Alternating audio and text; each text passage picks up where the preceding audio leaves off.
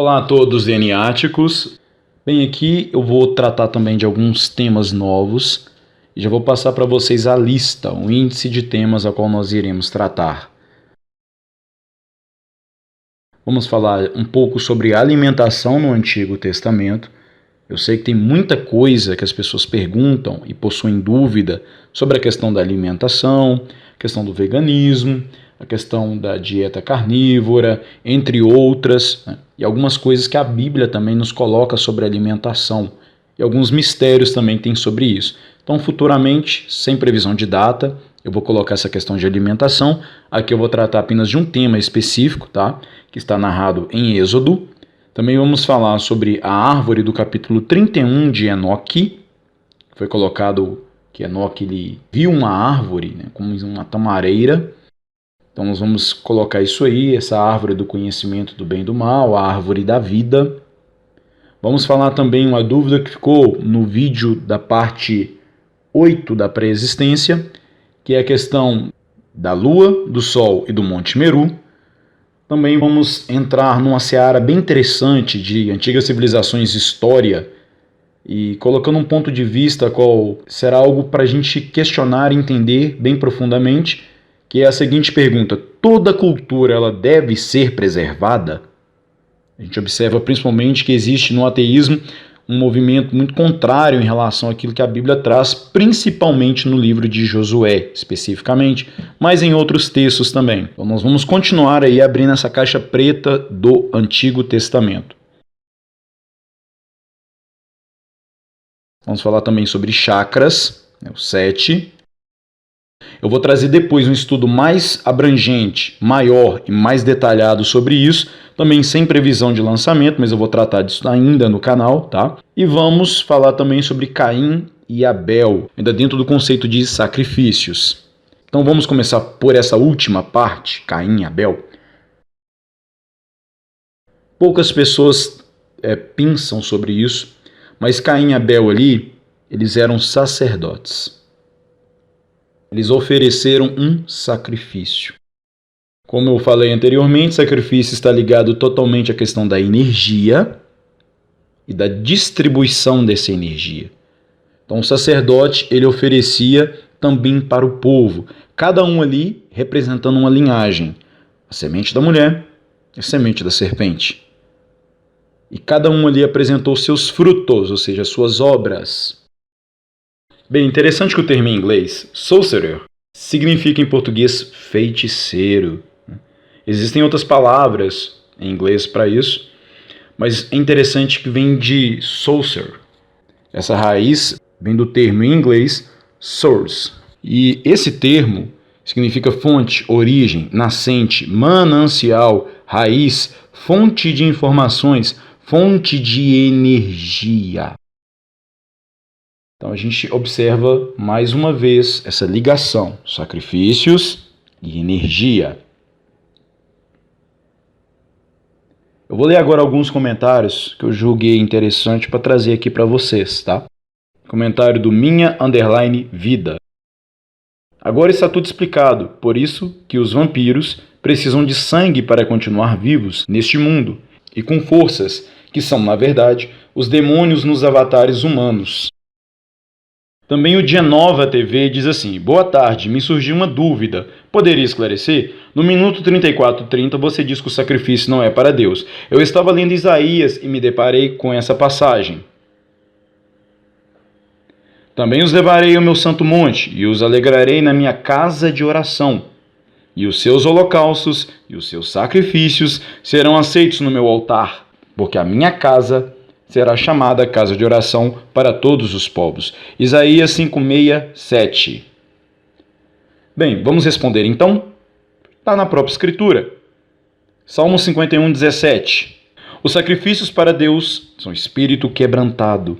A um coração quebrantado e contrito não desprezarás, ó Deus. Romanos 12:1. Então li Antigo Testamento, vamos para Novo.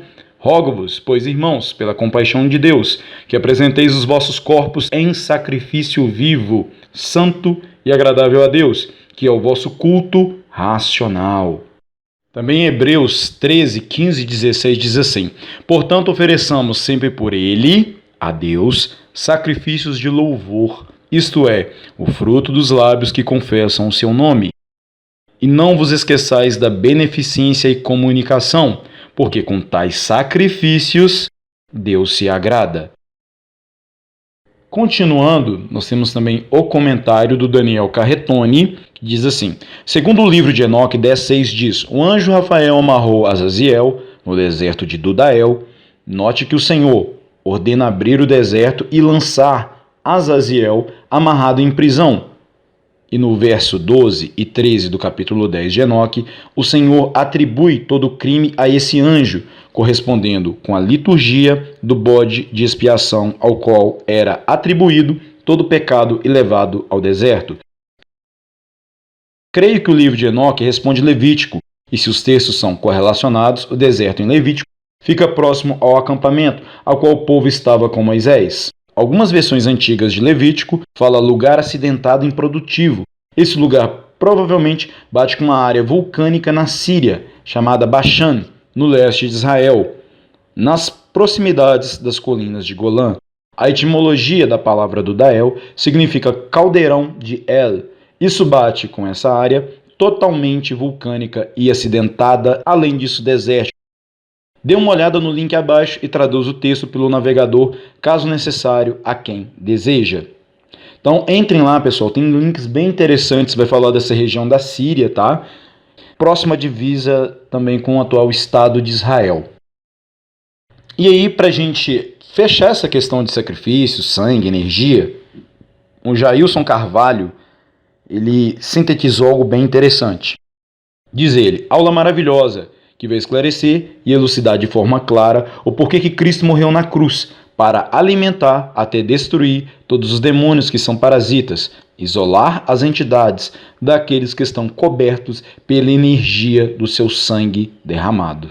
Não precisa acrescentar mais nada. Perfeita colocação.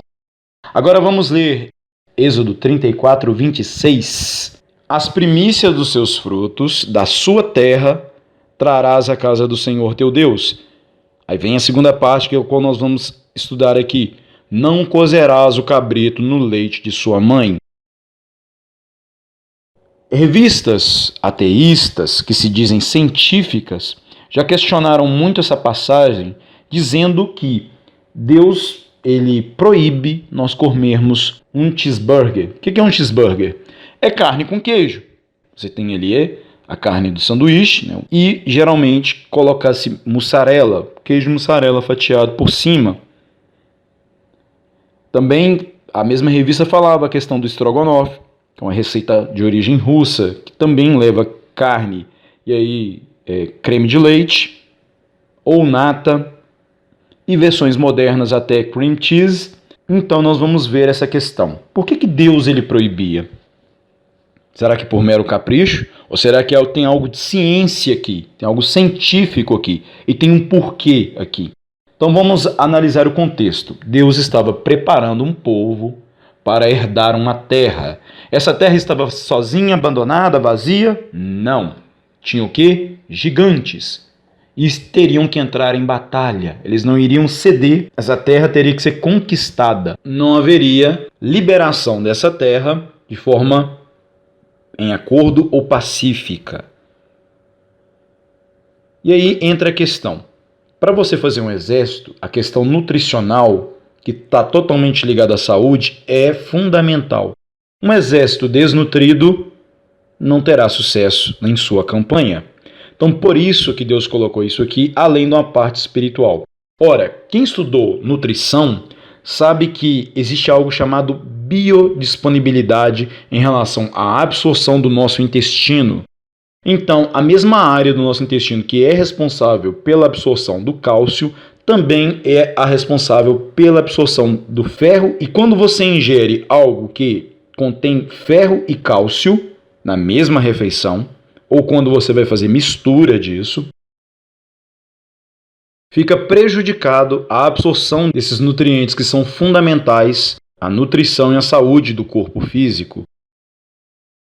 Então, um vai competir com o outro. Ou seu organismo vai absorver ferro, ou ele vai absorver o cálcio. E aquilo vai ser não aproveitado em sua totalidade daquela refeição. Por isso que é recomendado você ingerir alimentos que são ricos em ferro, separados daqueles alimentos que são ricos em cálcio. Também por isso que é recomendado você ingerir algum alimento, alguma fruta rica em vitamina C, para ajudar na absorção do ferro. E posteriormente você vai ingerir outro alimento rico em cálcio, dando um espaço aí de pelo menos de 2 horas entre uma alimentação e outra. Então essa era a questão. Por isso não se cozer no leite da sua mãe o cabrito. Agora, por que tinha essa questão? Também, aí entra a parte espiritual. Então, nós estamos falando aqui dos cananeus. Os cananeus, eles faziam rituais para com isso. Eles viam como leite a fonte de nutrição da vida e um filhote, no caso um cabrito, como o início de uma nova vida, um rebento. Então eles faziam certos rituais, se aproveitando dessa energia. Só assistir o vídeo anterior, que eu falei da questão volume do corpo, a bioenergia do corpo. Quando eu falei em relação a crianças, tá? Equivale-se também no caso de animais a filhotes. Falando um pouquinho sobre o mundo antediluviano e também dentro da questão de alimentação, a gente observa que existe o sal rosa do Himalaia e o sal do Atacama. Qual que é o comparativo que a gente faz com essas duas regiões? São regiões montanhosas, cadeias de montanhas, Andes, Himalaia, e que sofreu essa mudança geológica no dilúvio, e que antes essas regiões era litoral, era oceano, e que tinham ali os minerais, os elementos presentes no mundo antediluviano. Então esse sal é um sal fóssil, um registro preservado dos minerais ainda do mundo antediluviano. E nós sabemos que no mundo antediluviano tudo era maior e melhor, tinha mais energia, tinha mais minerais, tinha mais oxigênio, campo magnético mais forte, mais potente. A vida tinha condições muito melhores do que hoje. E nós, inclusive, diminuímos de tamanho. O ser humano antigamente, os animais, as plantas, os insetos, tudo era maior, a escala era diferente. Então esse sal ele contém mais minerais do que o sal comum. Geralmente você comprando uma marca boa e fazendo o teste, que aqui infelizmente é Brasil, eles colocam até mesmo corante rosa para pegar um sal comum e dizer que é sal do Himalaia. Então há algo interessante, são formações devido à questão das hidroplacas. Essa região que é litoral, ela se elevou, soergueu, é um termo que é usado em geologia, né, soerguimento, ou orogenia, né, a gênese, a criação de cadeias de montanha. Então é essa questão. Por isso também que são encontrados fósseis de animais marinhos no alto dessas cadeias de montanha.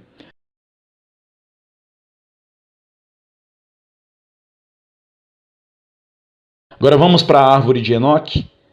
Eu recebi um e-mail do Guilherme, que diz assim: lendo o livro de Enoque, tinha uma dúvida no capítulo 31. Lembro que em suas lives você explicou sobre o fruto que Eva comeu e que, na verdade, tratava-se de uma fornicação com o diabo, o qual implantou sua semente em Eva.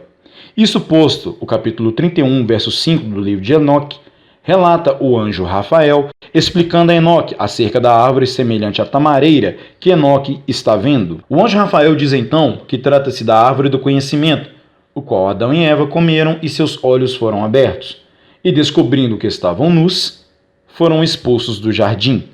Assim gostaria de saber, trata-se de algo literal ou algo codificado. Ele ainda coloca uma observação. Quando leio o capítulo 31 de Enoque completo, percebo que Enoque está vendo diversas árvores. Essa questão de estava nus, que é o comentário do Júnior Alves, diz assim: uma dúvida sobre a criação do homem. Se eles foram revestidos de pele depois do pecado, por que se envergonharam quando perceberam que estavam nus após o pecado? Então vamos lá, a resposta que eu dei. Nudez é estar despido, e nesse caso foi despido da glória. E não somos como Moisés, que punha um véu sobre o seu rosto, para que os filhos de Israel não fixassem os olhos naquilo que se desvanecia. 2 Coríntios 3:13. Voltando agora à questão da árvore de Enoque, a resposta é o seguinte: o que são árvores? Também no vídeo anterior, DNA Responde 3, eu falei uma questão sobre frutos, questões elétricas, que tudo é elétrico. Chave, pessoal, está no universo elétrico. Tá? Então vamos lá. O que são árvores? São conexões ligadas ao eletromagnetismo, como antena, e portanto são portais, são acessos, são pontos também que ligam aos chakras da Terra. Então, fruto, cheiro, são todos provenientes do eletromagnetismo e do universo elétrico. Nós nunca podemos comparar coisas do mundo antediluviano ou espirituais com o mundo físico que nós temos hoje. Lembrando, Enoque que ele foi arrebatado para ver isso. Ele não viu isso aqui na realidade física. Então a nossa base ela mudou, saindo do silício e indo para o carbono.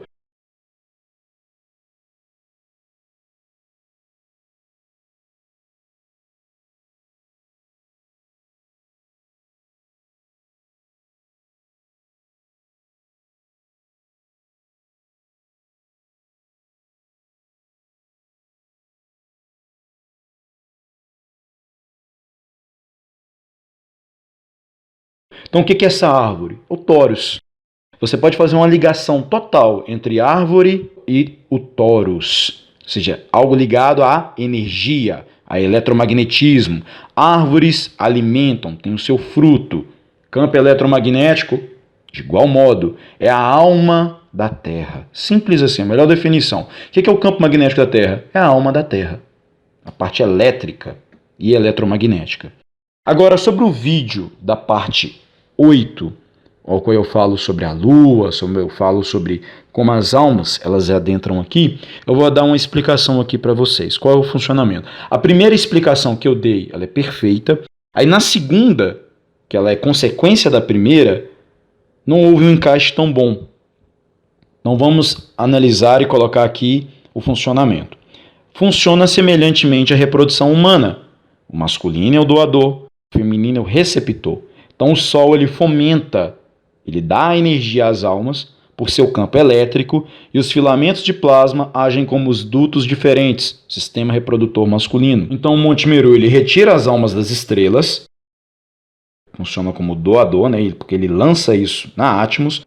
Então nós vemos que tanto o Sol como o Monte Meru são a parte masculina, doadora. Então, a Lua então ela suga a radiação e as almas foram lançadas na Atmos e transforma com a sua luz, repassando isso via linhas de lei pelo centro-norte, aonde está o Monte Meru, até o ventre da mulher. Então, a Lua que faz esse direcionamento. Então a fertilidade masculina está ligada à vitamina D, que é advinda do Sol, e a fertilidade da mulher está ligada à luz da Lua. Agora vamos adentrar um tópico muito interessante. Toda cultura ela deve ser preservada. Quando nós estudamos e analisamos antigos povos, antigas civilizações, como toda cultura, não só antiga, mas também a cultura de hoje, tudo é maligno dentro da cultura moderna. Com o passar do tempo, a gente está vendo as questões malignas tendo uma proeminência maior, em detrimento de valores e questões dentro da palavra de Deus, que é o direcionamento. Mas dentro da nossa cultura, ainda assim, a gente tem coisas boas, positivas, e coisas ruins, negativas. Isso também ocorria também no mundo antigo, não foge esse padrão. Porém, alguns povos que fizeram certos tipos de aliança com Satanás, com entidades, tem que se fazer uma divisão bem justa. Quando se fala, os maias faziam isso, os celtas faziam aquilo, os egípcios não sei o que, os babilônios, os sumérios, a gente coloca tudo num pacote só, e não é. Sempre a gente tem que saber separar as massas, o povo comum, o povo simples, os pequenos, da elite desse povo, a elite política, a elite sacerdotal, religiosa, a elite econômica desse povo. Então, essa classificação de aliança com entidades, com Satanás, é para esse último caso, é para a elite, que eram aqueles que controlavam o povo comum. E esse padrão é o mesmo de hoje. Não se pode, suponhamos que, avançando no tempo aí 100 anos, 1000 anos à frente, alguém falar assim, olha, os brasileiros eram corruptos, os brasileiros todos iam para o carnaval. Entende? A gente tem que saber fazer a distinção das coisas. Em relação a um grupo determinado de pessoas, em relação aos políticos, aos governantes, isso tem que ser feito. Voltando à pergunta, toda cultura ela deve ser preservada? quando há um nível de impiedade, onde que esses poderosos eles chegam a um nível de controle e de disseminação desse mal e de opressão, e aquilo que é injusto começa a dominar toda aquela cultura, a resposta sabe qual é? Não. Esse tipo de cultura não deve ser preservado. Quando se sacrificam crianças, passando pelo fogo em entidades, quando se praticam rituais ligados a demônios, quando se comete injustiça, quando se mata seres humanos, isso deve ser preservado. Então, são coisas que a gente observa. Claro que cada povo ele tem a sua cultura, cada povo ele tem suas tradições, a sua música, os seus hábitos alimentares, mas, principalmente no caso do livro de Josué, é que ele não estava falando de humanos, mas de demônios encarnados. E aí muitos historiadores, muitos ateus falam, não, coitado dos fenícios, dos cananeus, eles deveriam lá, eles foram esmagados, eles foram trucidados, homens, mulheres, jovens, criancinhas, foi uma chacina. Josué, o sicário de Deus. O que acontece é o seguinte, muito simples. Você, milênios depois, não tendo convivido e sabendo exatamente o que ocorria, e não buscando essas informações que elas estão disponíveis aí pra gente hoje, é muito fácil você querer ter um pensamento desse. É simples. Será que você, sabendo a realidade daquilo que esses povos faziam, teria coragem de morar junto com eles? Aí eu duvido. É muito fácil você, do conforto da sua casa, com a cultura que você tem hoje, porque, volto a dizer, não eram humanos, eram demônios encarnados. Por isso que Deus não mandou poupar ninguém. São os vasos de ira que indevidamente adentraram aqui. Eram poços de ódio, de injustiça, praticavam feitiçaria no mais alto grau, estavam abrindo acesso a outras entidades para que viessem estar aqui, tanto no nível espiritual quanto no nível carnal. Até antes da descoberta de alguns manuscritos em Ugarit, na Síria, a única fonte sobre a religião cananeia que nós tínhamos era a Bíblia. Em outros documentos históricos, em outras culturas, muito pouca coisa tinha. E aí chegaram algumas inscrições de Ugarit, alguns tabletes de argila, e aí confirmou aquilo que a Bíblia já falava sobre a religião deles, que era uma religião, um culto a demônios. E não era só uma questão de Canaã, dos fenícios, dos cananitas, mas isso espalhou. A gente, quando lê a Bíblia, vê que Josué também ele não cumpriu a missão de forma integral. Muitos fugiram, muitos foram para a Europa, muitos se transformaram nos druidas séculos mais tarde.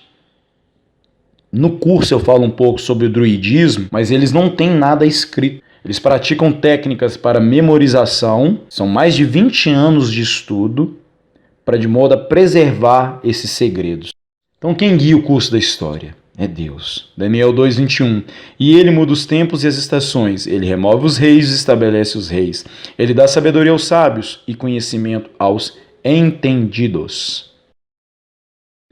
Então essa questão de Canaã, porque eles viam muito uma questão de tecnologia, de conhecimento que algum desses povos aí realmente dominavam, vindo do conhecimento repassado de anjos caídos.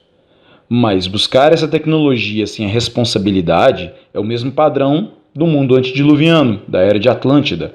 Muito conhecimento e tecnologia, nenhuma consciência. E o mundo de hoje está voltando a ter isso. Novamente, assim como foi nos dias de Noé, será nos dias da vinda do Filho, do homem. Tá? Falando um pouquinho também sobre chave, ainda tem pessoas no canal que se dizem também cristãs e que questionam a questão do canal abordar a temática da Terra plana. Em primeiro lugar, é 100% escriturística. Segundo, você não consegue entender e ligar nenhuma peça sem o real entendimento do mundo, da cosmologia. Tanto por uma questão que quem foi utilizado por Deus para escrever a Bíblia já tinha em sua cultura, em sua mente, a questão da real cosmologia do mundo e também só há o funcionamento das coisas com a Terra plana. É como você tem um carro, mas ausência da chave.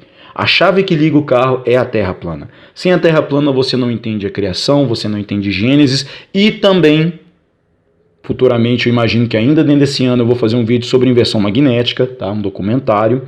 Você não entende o fim das coisas. Você não entende o que são trombetas, o que é a questão do apocalipse, todos os eventos ali, tudo ligado à inversão magnética e à Terra plana. É impossível você fazer qualquer tipo de projeção, de entendimento ou de modelo sem esse entendimento.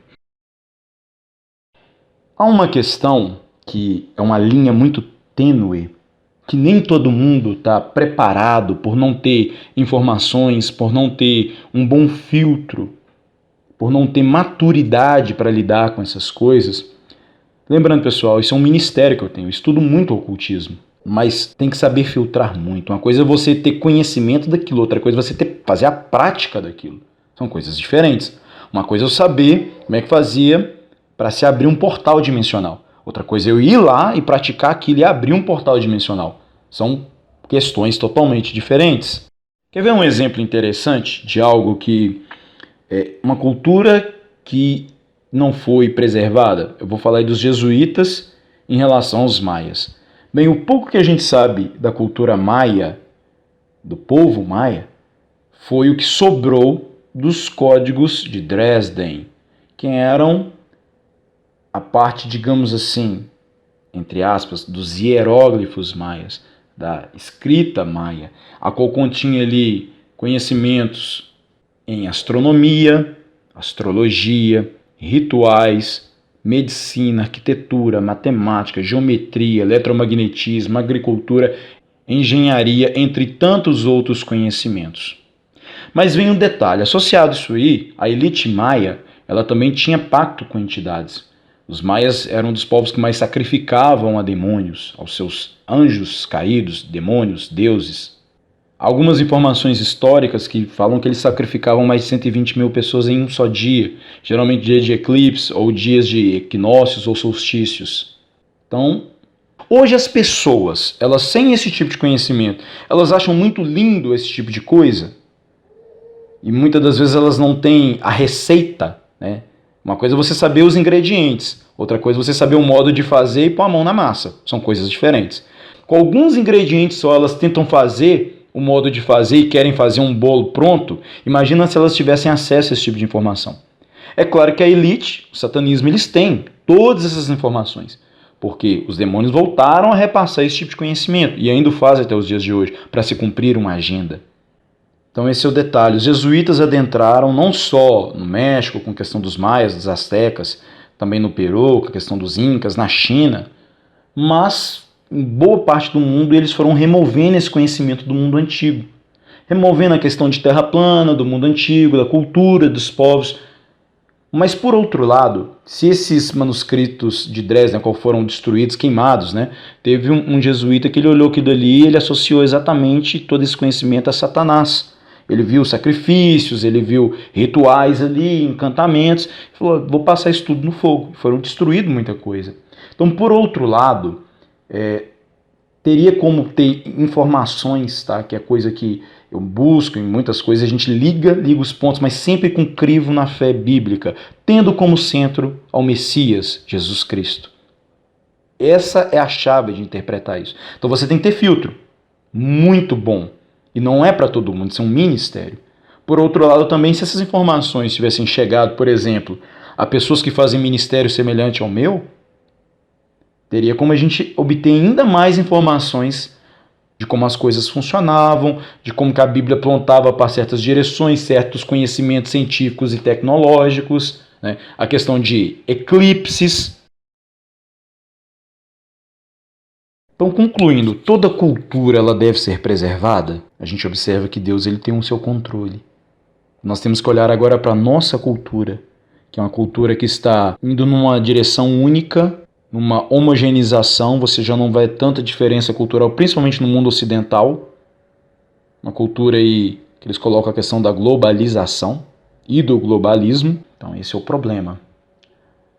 Agora, mudando de assunto, nós vamos colocar a questão dos chakras, né? O que são chakras? É uma palavra que vem do sânscrito que significa roda, giro, ciclo. Estão ligados a 7 cores, a frequências, a vibrações, a números, a 7 notas musicais, aos 7 corpos celestes, onde nós temos e recebemos a influência, também a formas geométricas, e cada chakra possui um tipo de acesso e de energia. Então, chakras, eles são centros de energia bioeletromagnética do corpo ligados a glândulas como nodos ou vórtices de energia. São ligações do físico com o espiritual. Então, há 7 chakras: o chakra da base, que é o primeiro; o chakra sexual, que é o segundo; o chakra umbilical, também conhecido como plexo solar, que é o terceiro; o chakra cardíaco, que é o quarto; o laríngeo, que é o quinto; o frontal, o sexto; e o chakra lá de cima, que é o da coroa. Antes de eu falar isso, eu tenho que dizer que foi Deus que criou isso no corpo humano, tá?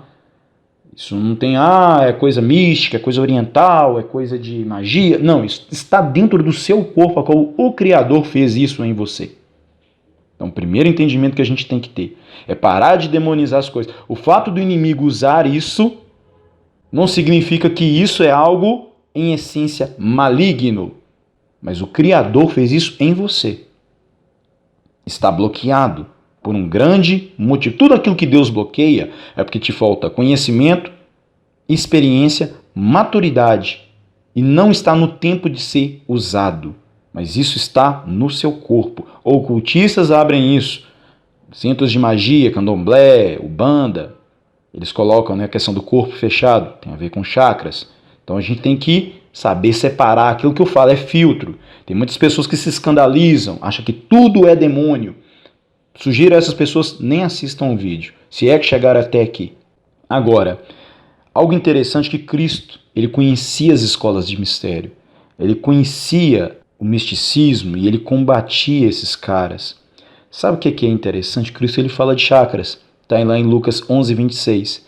Então vai e leva consigo outros 7 espíritos piores do que ele, e entrando, habitam ali. E o último estado desse homem é pior do que o primeiro. Porque cada chakra está ligado aos 7 pecados capitais. Sim, os 7 pecados capitais não é algo só colocado pela Igreja Católica naquela época. Quais são os 7 pecados capitais? Gula, avareza, inveja, ira, soberba, luxúria e preguiça. Cada um ligado a um chakra. Futuramente eu vou fazer um estudo, como eu disse, mais profundo sobre isso aí, tá bom? Mas o que eu quero dizer para vocês é o seguinte: existem as hierarquias dos anjos caídos, cada um tem uma função, cada um tem uma habilidade, cada um domina sobre algo em relação à natureza, cada um tem um tipo de vibração e de energia, cada um tem um domínio, cada um comanda as suas hostes, né? Mas cada um está ligado ao acesso ao corpo, aquilo que chama de canalização, possessão maligna, em relação ao chakra. E cada um está ligado a um desses 7 pecados capitais, e cada um, quando vai intervir no corpo humano, é através desses chakras, esses centros de controle de energia que funcionam como tomadas no corpo. Por isso que nós vemos no filme Matrix, essa é a questão dos chakras, tá? É aquilo que Cristo falou. Então Cristo, quando ele usava algumas parábolas, usava alguns termos, ele estava exatamente se referindo a muita coisa que era ensinada nas escolas de mistério, e Cristo os combatia. Então por isso que quando a gente vê, quando Morpheus aparece mostrando uma pilha, a qual a humanidade ali está servindo como uma fonte de energia para as máquinas, tira a questão de máquina e substitui máquina por entidades demoníacas. Você vai ter um entendimento real da situação. Claro que isso também está ligado à inteligência artificial. Sim, que também está ligado a entidades. A Matrix também associa o nosso fluxo no ir e vir nas ruas, estradas, avenidas da cidade com o fluxo de energia, como se fosse um computador, uma placa mãe de um computador, uma motherboard de um computador, e o fluxo de energia em nós como pacotes de dados, alimentando as linhas de lei e sendo canalizada essa energia, principalmente em estádios de futebol, em palcos de grandes eventos, e eles lançam essa energia, eles direcionam essa energia para a alimentação de entidades, também a energia do medo, entre tantas outras.